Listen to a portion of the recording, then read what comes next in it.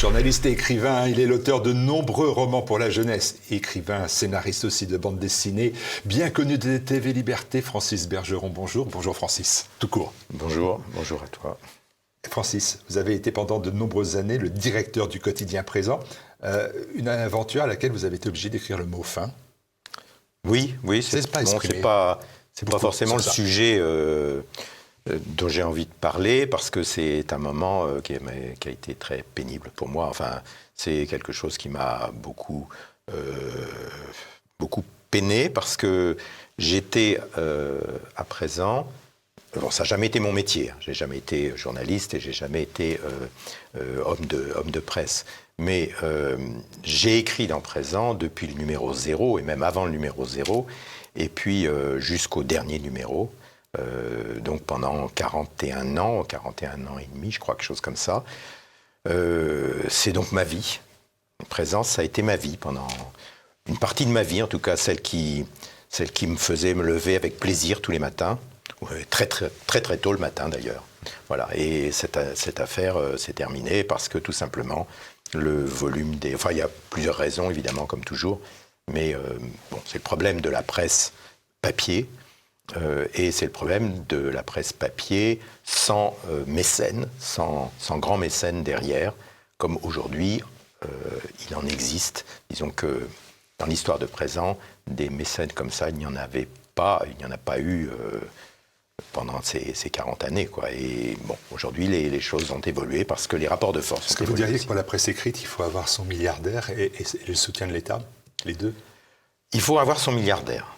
Le soutien de l'État, c'est... Que vous a manqué oui, qu'on a eu à un moment donné, puis un jour, on nous a annoncé que nous n'étions plus dans le prisme permettant d'en bénéficier. Et là, ça a été le commencement de la fin, disons. Francis Bergeron, encore une question d'actualité, si j'ose dire, avant d'évoquer votre ouvrage, parce que vous êtes venu pour un ouvrage et pour un premier roman policier. On va reparler de ça. Pendant 40 ans, vous avez été amené à côtoyer Jean-Marie Le Pen. Sa disparition, quel est votre sentiment? Quel est le mot que vous indiqueriez? Quelle est l'image que vous conservez de lui? Jean-Marie Le Pen, c'est un petit peu comme l'histoire de Présent, justement. C'est-à-dire que quand on rencontre Jean-Marie Le Pen et qu'on a 20 ans, qu'on vient d'arriver à Paris, qu'on est en train de finir ses études, on rencontre quelqu'un qui a déjà une petite aura à l'époque, et puis ensuite on va vivre en parallèle, sans qu'il y ait d'acquaintance particulière, enfin, bien que j'ai été candidat du Front National un certain nombre de fois, comme vous d'ailleurs. Comme d'autres. Oui. C'est notre vie, c'est notre jeunesse, c'est nos espoirs. C'est Jean-Pierre Stirbois qui a beaucoup compté pour moi. C'est tout ça. Et puis l'aventure a une fin, mais c'est une fin biologique en quelque sorte. Enfin, c'est pas la fin de l'aventure, ça a été quand même un personnage extraordinaire. J'ai parfois assisté à des scènes de colère de Jean-Marie Le Pen. Ah bon? Oui. Oui, non, mais je dis ça parce que j'ai lu, je lis un peu tout ce qui se dit aujourd'hui, et il y a quelques personnes qui racontent justement avoir été confrontées à ces colères, notamment une scène qui m'avait un peu bouleversé, parce que j'étais tout jeune, justement, dans cet environnement. C'est avec Serge de Beketch. Il s'était pris de bec pour une histoire de procédure administrative qui n'avait pas été faite en temps et en heure pour des élections municipales, je crois, un truc comme ça. Mais c'était quand même un type impressionnant, quoi. C'était un type qui avait une présence... il était bluffant. Et la suite l'a montré. Allez, on revient à vous, si vous le voulez bien. Écrivain, vous avez emprunté parfois simultanément deux chemins, celui de la biographie. Vous avez fait des biographies importantes sur Henri Béraud, Paul Charc ou Léon Daudet et beaucoup d'autres. Et puis vous êtes aussi, et peut-être plus encore d'ailleurs, l'auteur à succès de livres pour enfants, et notamment la série 40. Bientôt. 40e paraît le mois prochain. Du clan des Bords de Soule. En fait, je me suis posé la question, même si nous nous connaissons bien, sur quel chemin vous êtes finalement le mieux? Alors qu'on sait qu'on va, dans un instant, que vous en avez emprunté un autre. Oui. Mais de ces deux chemins-là, la biographie ou le roman pour jeunesse, où vous vous sentez le mieux, Francis Bergeron? Disons que j'aime bien changer de genre. Voilà, j'aime bien, enfin de genre, entendons-nous. Hein. J'aime bien j'aime bien pratiquer une certaine diversité dans mes centres d'intérêt, voilà. Et j'ai eu la chance toute ma vie d'avoir un métier qui n'était pas, qui m'a fait vivre tout à fait bien, et d'avoir comme loisir d'écrire, de m'engager, de soutenir un certain nombre de causes. Et donc, dans la littérature, ou dans l'écriture, disons, j'aime bien changer. Et j'aime bien faire des livres pour enfants. Et puis quand j'en ai fait 2, 3, 4, 5 d'affilée, j'ai envie de faire une biographie. Et une fois que j'ai fait une biographie, j'ai peut-être envie de faire un petit essai ou de défendre la cause d'un garçon qui a été persécuté par le système, etc. Voilà, j'ai cette liberté de pouvoir de pas avoir panaché les gens. Alors vous écrivez depuis plus de 45 ans, est-ce qu'on peut le dire? Oui. Et pourtant, c'est la première fois qu'avec le Hussard remonte le temps aux éditions Oda Isarn. Je sais que je n'arriverai pas à le prononcer, c'était prévu et c'est réussi. Aux éditions Oda Isarn, le Hussard remonte le temps, vous explorez le roman policier. Alors, j'allais dire, pourquoi avoir attendu tout ce temps? Parce que je pensais que je n'y arriverais pas. Le roman, un bon roman policier, celui-là n'est peut-être pas un bon roman policier, mais j'y ai mis beaucoup de moi quand même. Mais un bon roman policier, c'est assez compliqué à faire, je trouve. Et puis, il fallait aussi qu'il y ait un petit peu de... Voilà, je dirais un petit peu de sang. Il fallait des... c'est pour des adultes, donc évidemment, c'est une fiction, mais qui doit parler à des adultes, qui doit être un peu complexe, une intrigue qui doit être un peu complexe. Et si elle n'est pas complexe, il faut qu'il y ait d'autres... Et celle-là n'est pas très complexe, mais il faut qu'il y ait d'autres atouts, enfin d'autres éléments qui attirent l'attention de l'adulte. Et donc, c'est vrai que j'ai retardé. C'est d'autant plus étonnant que je suis l'inventeur du Hussard. Je suis le créateur de cette série. J'ai eu la chance de trouver un éditeur, Oda Isarn, qui a adhéré au projet que je lui avais exposé, qui était de dire il y a des amateurs de romans policiers, il y en a encore beaucoup, et il existe peut-être encore une espèce de série qui s'appelle Le Poulpe, qui avait été créée par des gens d'extrême gauche, soutenus par Le Monde, soutenus par le Nouvel Obs, soutenus par l'écosystème gauchiste des années 90 et 2000. Pourquoi ne ferions-nous pas une série de romans policiers qui serait l'anti-poulpe, en quelque sorte, qui serait celui de gens qui veulent défendre la veuve et l'orphelin, qui veulent combattre les pourvoyeurs de drogue, les terroristes islamistes, etc. L'anti-poulpe. Et cette idée a séduit cette maison. Et ce qui a donné lieu à cette série. Et donc, aujourd'hui, il y a 29 titres dans cette collection. Et sur ces 29 titres, il y en a une douzaine qui mettent en scène le Hussard, donc qui s'appelle en fait Julien Ardent, et qui est connu sous le pseudonyme du Hussard. Et là, je pense évidemment au Hussard... la littérature. Le Hussard de la littérature, exactement. Et moi, j'en avais pas écrit. Et alors que j'avais conçu le personnage et son environnement, environnement humain, géographique, etc. Donc il fallait que j'en écrive un. Et du coup, je me suis senti obligé de l'écrire. Et du coup, je l'ai écrit. Oui, et alors avec une référence dans votre esprit ou à vos yeux, c'est de vous hisser au niveau, si on peut le dire, des romans policiers d'un autre écrivain spécialiste, homme admirable d'ailleurs et ami, qui a été pendant des années l'auteur phare de la série noire et des romans policiers aux éditions Gallimard, ADG, et surtout un homme de droite dans un milieu qui était à l'époque, vous l'avez dit, absolument gauchisant, celui du roman noir. Oui. ADG, Francis Bergeron, même combat, ça vous va? Écoutez, moi j'ai une très grande admiration pour ADG. Pour Venger Pépère est un de mes, je dirais pas de mes livres de chevet, mais je l'ai lu au moins 2 ou 3 fois. Quand on lit un livre 2 ou 3 fois, que ce soit Conan Doyle ou ADG, ça veut dire que ce sont des livres qui vous marquent, qui vous façonnent, et que vous avez envie de vous y replonger 10 ou 20, tous les 20 ans, je dirais, il faut relire ce genre de livre. Donc effectivement, ADG, c'est quelqu'un que j'aimais beaucoup, et on est partis ensemble, on est allés ensemble à Anjouan, à Mayotte, enfin on a fait tout un périple en 1998, je crois, oui 98, donc on avait des liens d'amitié, enfin voilà, j'avais une grande admiration pour lui, mais je n'ai pas pensé spécialement à lui quand j'ai écrit ce livre, oui. Par contre, il y a une attitude alors qui ne vous quitte pas, malgré votre aspect placide, hein, Francis Bergeron, Oui. pour bien vous connaître, c'est la provocation.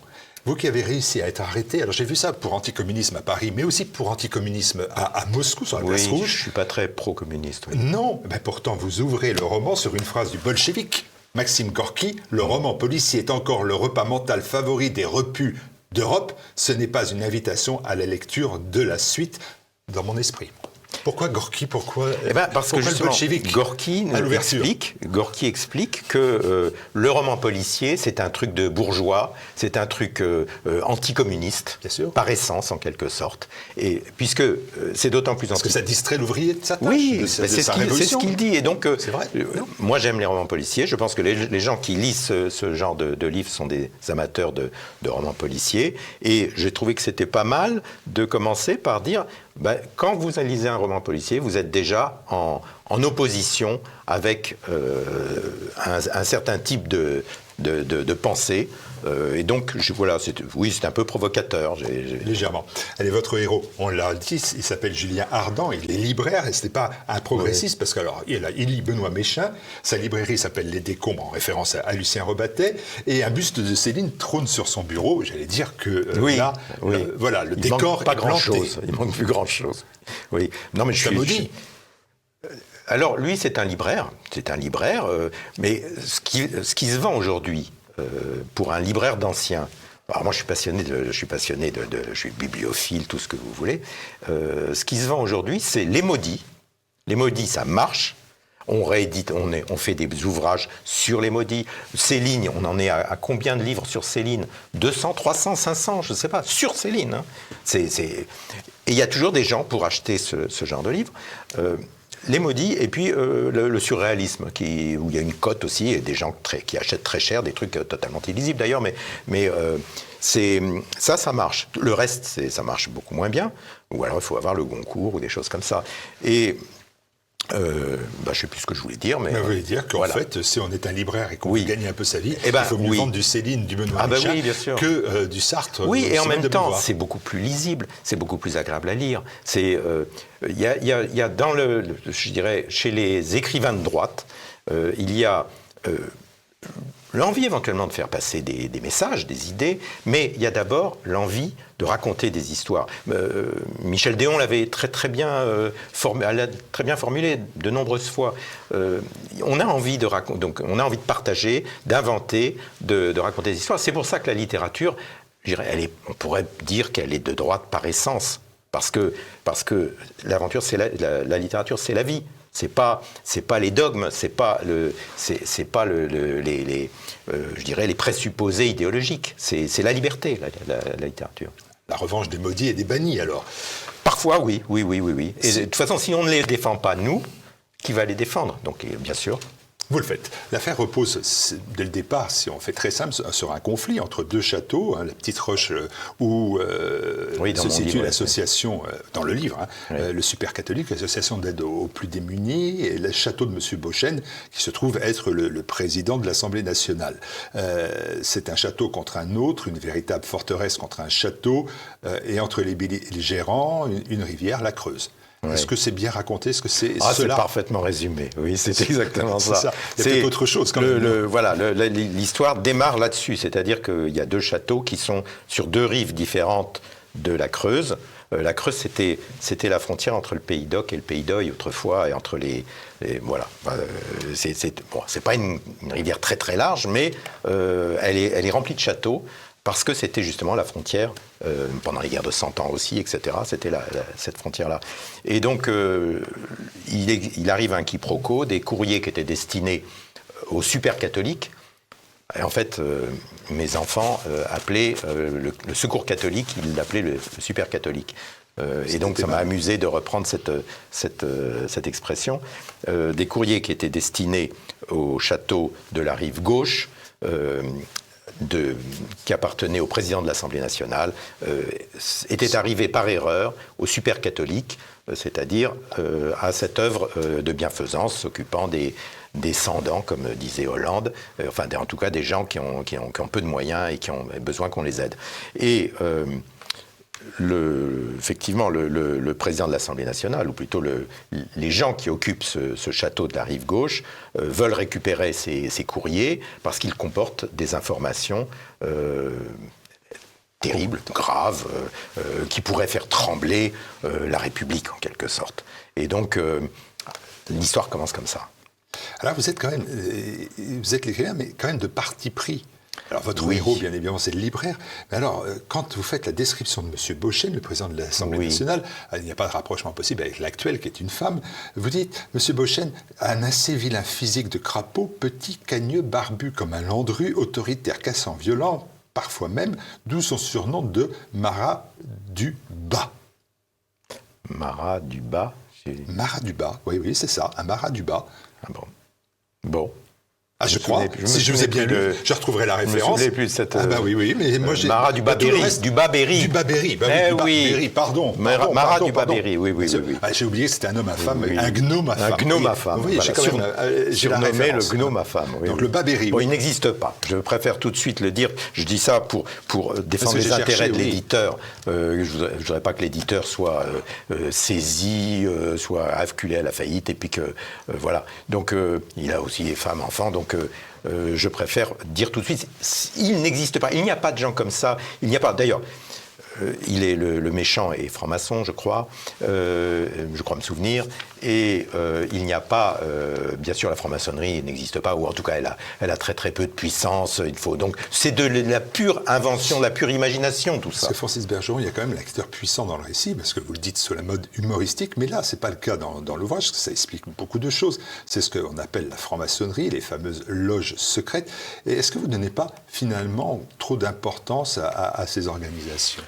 Vous voyez, quand j'étais en train d'écrire ce roman, au moment où il y a eu la fameuse affaire de ces agents du SDEC, je crois, ou de la DGSI, qui ont été compromis dans un meurtre et dans des tentatives de meurtre, c'est-à-dire qu'il y a eu une espèce de dérive d'une équipe d'une vingtaine, je crois, d'une vingtaine de fonctionnaires, dont les procès d'ailleurs a eu lieu assez discrètement, je dois dire, qui appartenaient tous à la même loge, à une même loge, et qui ont assassiné donc une personne et qui ont tenté d'assassiner d'autres personnes. C'est arrivé, c'était il y a 2 ans à peu près, 1 an et demi.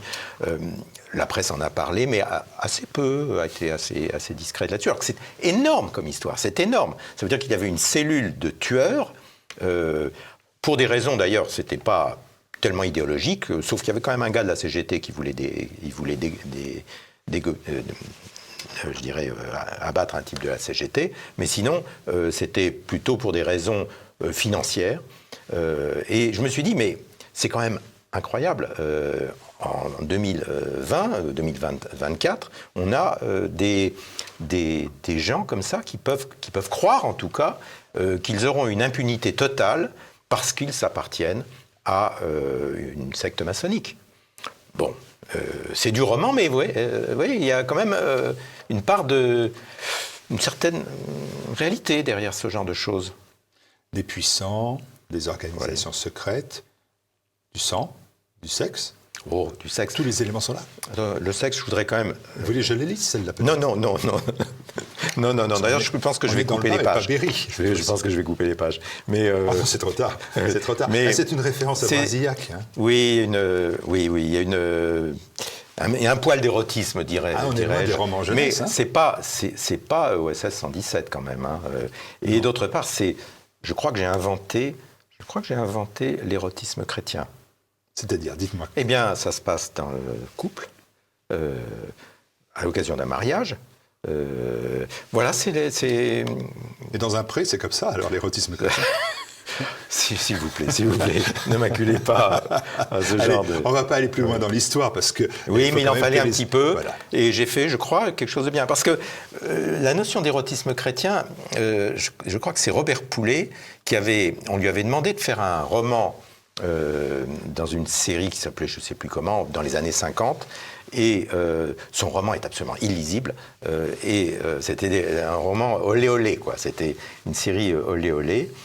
Et d'une part, c'est illisible, et d'autre part, il avait dit que ça serait dans un cadre chrétien, mais c'est emmerdant comme c'est pas possible. Parce que, dans ces cas-là, sortir un missel, c'est pas forcément la meilleure... Enfin bon, il faut faire des enfants quand même, c'est important. Bon, voilà. Voilà, bon, bah écoutez, chacun jugera. Les pages sont là et on ne peut pas les retirer. Je peux même donner le numéro des pages si vous voulez avoir la confirmation de mes propos. On ne va pas donc aller plus loin, je vous l'ai dit, parce qu'on va laisser le soin au lecteur de découvrir l'enquête que mène votre héros. Néanmoins, il y a quand même un héros de tout ça qu'on n'a pas évoqué du tout dans l'ouvrage, c'est le Berry. D'ici le Bas-Berry, oui. J'avais oublié le terme, le sud du Berry, les vallées de la Creuse, de la Gartempe, de la Cédelle, de la Bouzanne, ce sont des lieux auxquels vous êtes attaché. Pour vous, ce sont les lieux où... Ce sont mes racines familiales depuis toujours. Mes parents, mes grands-parents, mes arrière-grands-parents sont enterrés là, à Argenton-sur-Creuse, Saint-Marcel, enfin dans ce coin-là. Et ma sœur a refait l'arbre généalogique de la famille et elle est remontée jusqu'au XVIe siècle et on trouve au XVIe siècle la branche auvergnate. Bergeron, c'est un nom auvergnat tout simplement, du côté d'Aurillac-Mauriac, et l'autre branche, c'est une branche qui vient du Sancerrois, le pays du bon vin, et il y a un petit lieu-dit qui s'appelle Les Girauds, près de Saint-Satur, et ma famille au XVIe siècle était habitée à cet endroit-là, au lieu-dit Les Girauds. Et alors un ancêtre, l'ancêtre le plus ancien qu'on a trouvé, était notaire maréchal ferrant. Donc il faisait les deux métiers, ce qui va assez bien ensemble. Oui. Donc effectivement, c'est une région qui m'est chère. Elle est un peu désertifiée aujourd'hui. Il y a aussi l'avantage. Oui, elle a gardé son authenticité. Il n'y a pas de building, il n'y a pas de HLM, il n'y a pas de trucs comme ça. Dans tous ces petits villages, c'est assez formidable. Donc c'est très préservé. Et il y a même, ils ont voulu installer un centre d'accueil des demandeurs d'asile, un CADA, centre d'accueil des demandeurs d'asile, et ils viennent, il y a 15 jours, de renoncer à l'implantation de ce CADA parce que les habitants se sont mobilisés pour s'opposer à ce CADA. Donc il y a un bon esprit, il y a une bonne ambiance, je dirais. C'est assez... Bon, c'est pas extraordinaire, c'est pas la Baule, c'est pas Saint-Raphaël ou le Saint-Tropez, mais c'est sympathique. Moi, j'aime bien, oui. J'aime bien. Et ça, c'est justement ADG dont on parlait, a su aussi faire... lui, il était du Cher, un peu plus du Cher et de la Touraine, mais il a su donner un peu cette ambiance qui est quand même très sympathique, ce sont nos racines, enfin les racines de beaucoup de Français. Ce qui prouve d'ailleurs que, contrairement à ce qu'on nous dit sans arrêt, la France est un pays d'immigration, etc. Mais vous avez 80% des gens, ils peuvent remonter. D'ailleurs, il suffit de voir les monuments morts. Il suffit de lire les noms sur les monuments morts. On peut remonter comme ça.